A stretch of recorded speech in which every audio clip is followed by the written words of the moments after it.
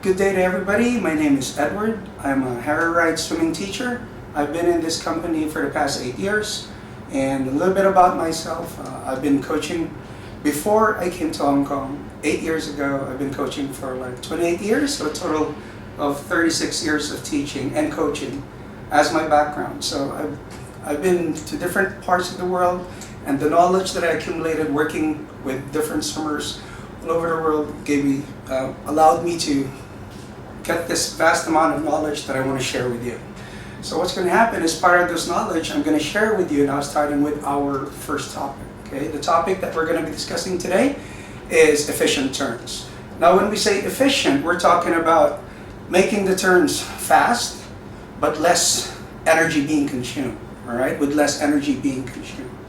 So we're looking into making the turns easier for us but not slowing down on the turns. We are going to try to make our turns an advantage instead of a disadvantage for our swings. So I'll be giving out two types of media for you so you can fully understand what I'm going to be sharing with you. One is illustrations that I've done myself, all right, and also some videos that I've collected coming from GoSwim and other sources that I have, as of course YouTube. Okay, so the first topic about turns that we're going to give you are turns for freestyle or the flip turn. Well, don't be mistaken, it's not only used for freestyle as well, it can be used for the backstroke turn. Okay, so they're commonly known as flip turns or tumble turns, or some of the coaches say it's roly-poly. Now, one of the things that we're going to be considering during this talk is we're not going to go to the basics. I think this module that I will be presenting to you are for squads and also for some other coaches who would like to use these methods or approaches in their teaching or coaching. All right, while we're discussing these turns, I want you to remember 2 points that we need to focus on the turn. Number one is head position and body position.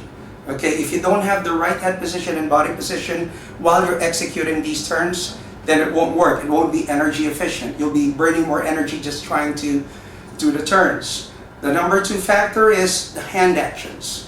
Some of you, when you're turning, you feel like your hands doesn't have to do anything, but they actually do. We're not talking about the last stroke before the turn, but while you're doing the turn, your hands are still active in a way to make your turn much faster and to put your arms in proper position for the push-off. Okay, we'll begin with our illustrations first. So if you can focus on the drawings that I have right here on the blue part. Okay, this is the freestyler coming into the wall, finishing his last stroke and last recovery. If you would notice that the elbow recovery on the top is producing, I would like to call it the torpedo entry. All right, so you're bending that elbow, aiming that hand for that last stroke, coming into the wall, and on figure 2 you'd see there's a torpedo entry, kind of like entry when your hands goes in and reaches for your last stroke towards the turn. Now before you go on that turn, I want everybody to focus on the head position of this first figure.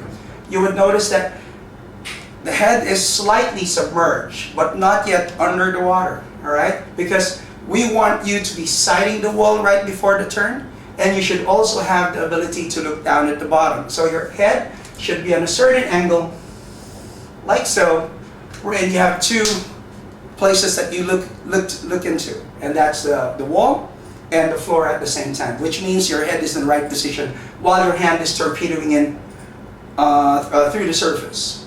Now in the second figure here, if you would notice with the red arrow, the head should be totally submerged. It will make your turn much lighter. It will take your turn much quicker with less effort, because with your head tucked in like this underneath the surface, your body will be going on a downward motion. Okay, it's going to be straight to a downward motion, and obviously you're not looking at the wall anymore at this phase. Your eyes should be looking at the bottom, getting ready to look back on towards your rear.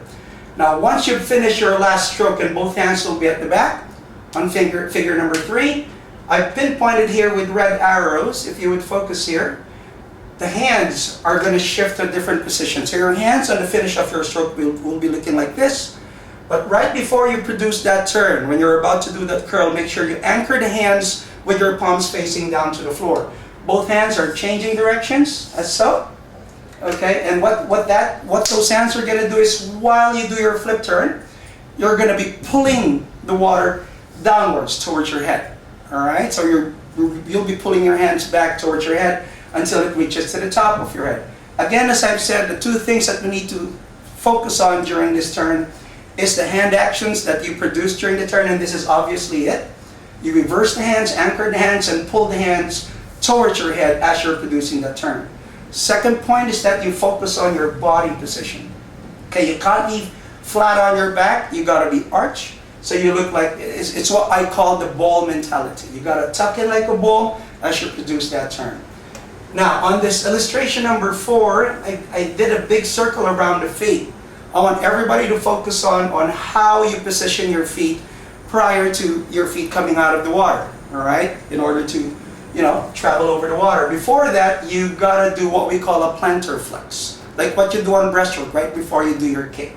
A plantar flex is when you bend your ankles, wherein as the feet emerges out of the water, it should be your heels that comes out of the water first and not your toes. I've seen time and again some swimmers try to tippy toe when they bring their feet out of the water, and that would cause a lot of drag. Okay, it would slow down your movement.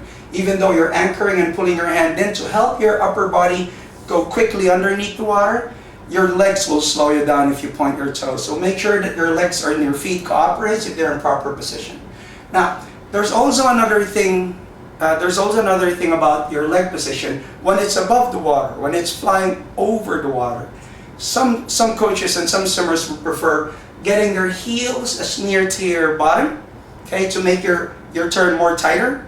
But the problem with getting your heels too near your bottom is that you might miss the wall, because you're going to have to extend those knees once you're getting into the wall. So I would suggest get a perfect angle with your feet a little bit away from your bottom, but not too near, all right? Again, with the heels leading and your ankles on the plantar flex, you're going to travel all through the rotation with your knee at that same angle, the angle that you need prior to your push-off. So when you hit the water, you're going to be landing with your toes, all right? Again, heels will be entering the water first, hit with the toes, and go to your push-off. Now, as I've said, the sculling motion helps your turn to go faster, obviously, all right? You feel it once you experiment and try to go back in the water once we have the chance. You got to combine that head tuck position and your feet, your hands anchoring against the water to pull it up. And as you pull the water up over to your head, as you're putting it in, it does not only just help you turn quicker, but it puts your hands in the proper position for the streamline right before you push up. Now we go to the next figure here. If you would notice, the hands are still sculling or pulling towards the top of your head to make a quick turn, and it would greatly aid to add more speed to the legs in traveling towards the wall. By the time the feet hits the wall, here's what I tell my swimmers. When your feet hits the wall, your arms should be on a perfect streamline.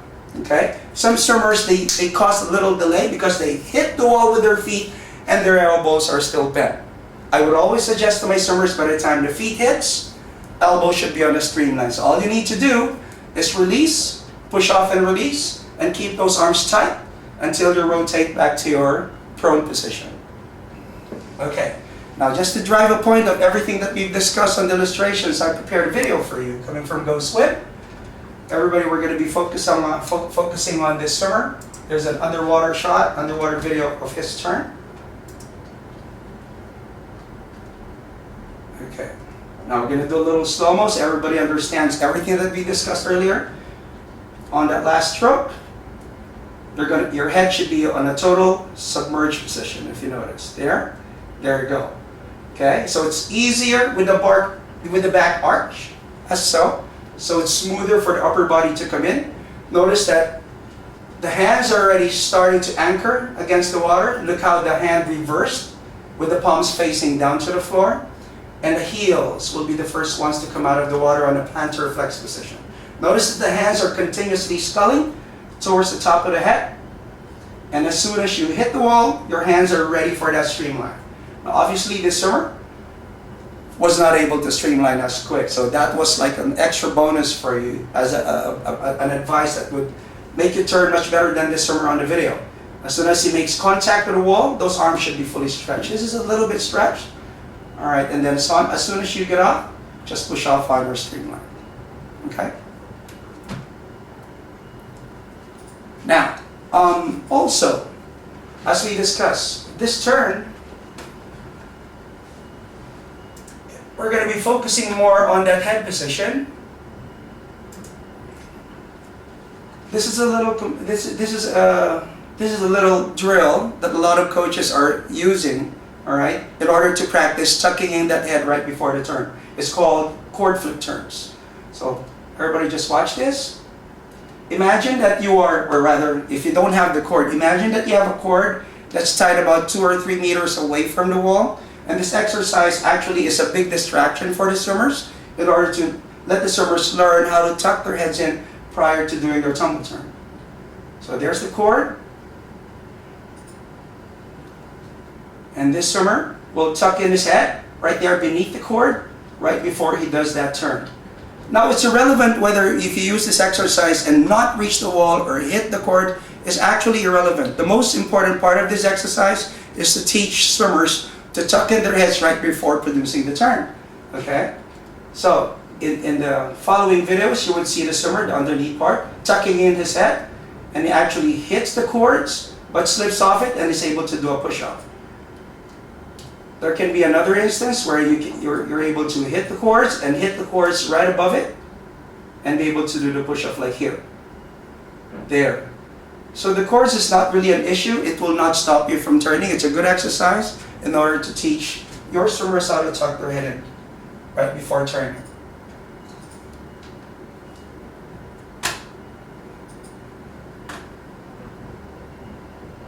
Okay. Now, as coaches, we have a different view. We have a different way of looking at your swim or looking at your turns from above the water. And this is actually what we see.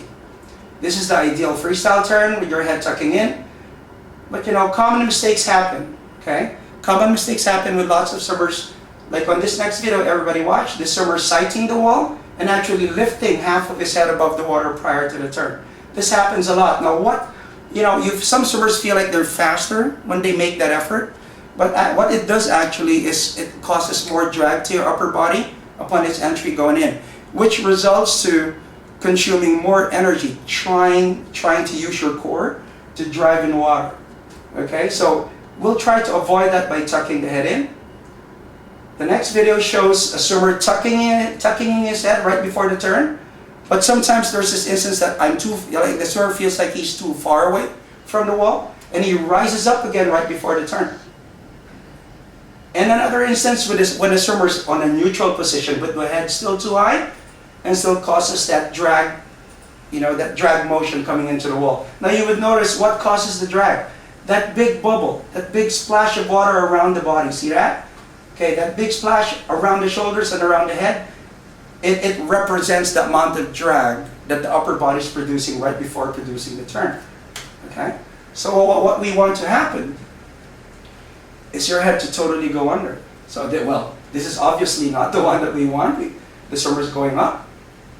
And the second example, the swimmer is going down and coming up and going to the turn.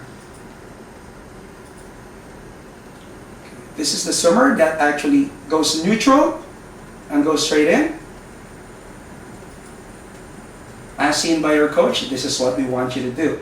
Tuck your head totally under the water and produce that turn. Good. Okay, for our last example, of course, Ryan Lochte. Why not? Okay. We'll go to the specifics again, just for a recap of what we discussed earlier. That's the last stroke, sighting, tucking in the head right before the turn. Watch his hands, anchor, reverse his position, and pulls the water up towards his head. Coming in, ready for that streamline. The moment he makes contact with the wall, arms are on the streamline position, coming off the wall for the push-off.